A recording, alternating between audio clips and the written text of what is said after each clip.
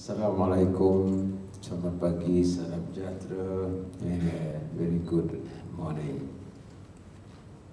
The Honorable Minister of Education, Science and Technological Research, Excellency High Commissioner of New Zealand to Malaysia and his team,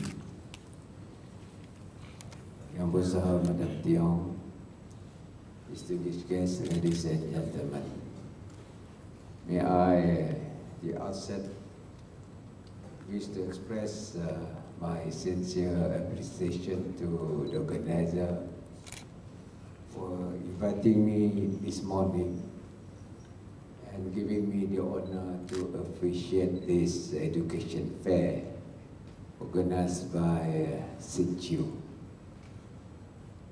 Definitely, this fair will give exposure as well as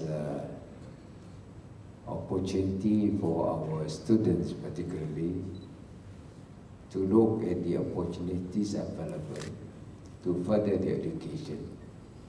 Particularly, I understand that this fair, a lot of New Zealand institutions of learning participate in this fair and giving opportunities for our students to further their studies. As mentioned, education is fundamental for us to progress and to be highly flexible in the choice of job. At the same time, for us to participate the economic development of the state as well as the social development of the country at large. I therefore welcome New Zealand for coming over to Sarawak and as a partner to CHIEW in this educational fair. When we look at what we learned before, when we were in school, we feel that some of the lessons that we learned are no longer applicable today.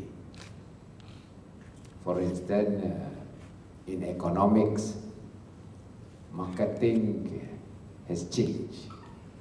Before, we were taught about marketing through advertisement, through media, but today, the origins of marketing, the theory of marketing as exposed by Kotler is no longer applicable because marketing is based on community marketing. It transcends boundaries, but it goes throughout the world. This is because of technological advancement. Ever since you have Facebook, Instagram, and all this technological outreach, marketing has changed because you can sell your goods and services through community Facebook. Just an example. And Facebook got a population of what? 2 billion plus.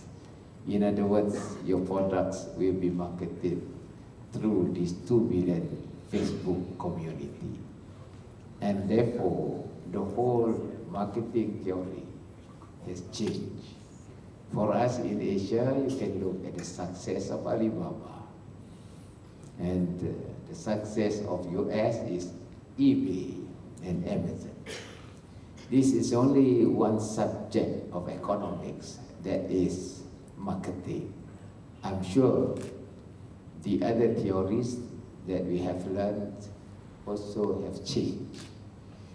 What I'm saying here is the approach of education has to change. It's no longer the conventional education approach.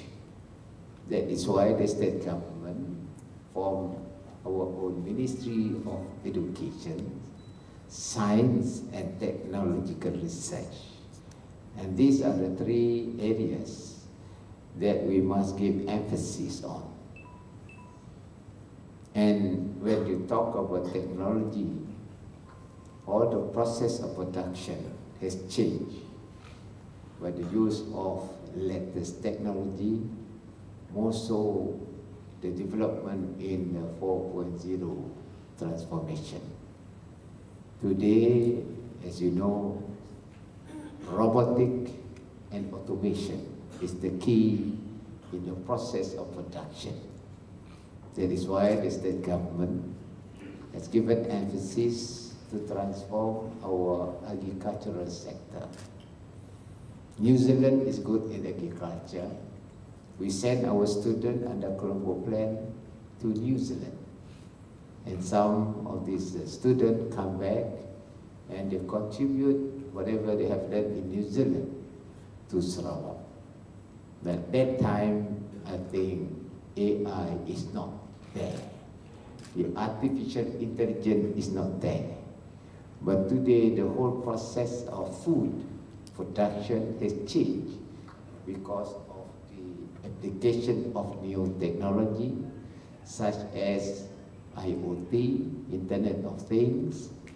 The process has changed through sensor as well as artificial intelligence, meaning robotic process. And this means that the process of production is more efficient and productivity in terms of yield will be high. Against that particular background, the state government gives emphasis on STEM. That is, studies based on science, technology, engineering, and the technical subjects. For you to pursue under the STEM subjects, then there must be command of language. Whether you like or not, beside our own national language, we have to give emphasis on English. English is the way, the medium for you to get more knowledge.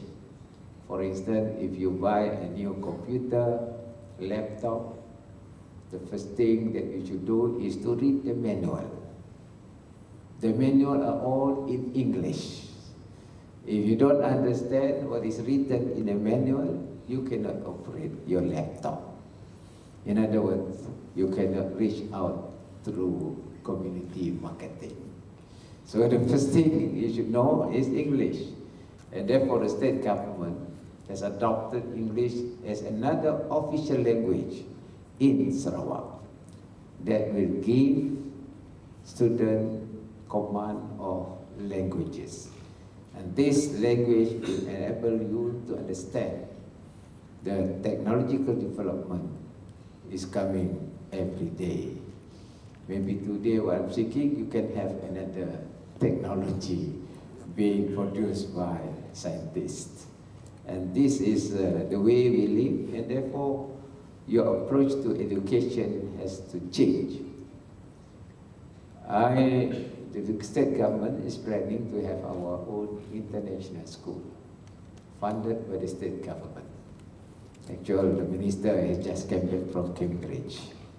We are working with Cambridge, where the syllabus will be international syllabus, of course with Bahasa Malaysia as a single subject, and with SPM Bahasa Malaysia, but the rest is based on international syllabus.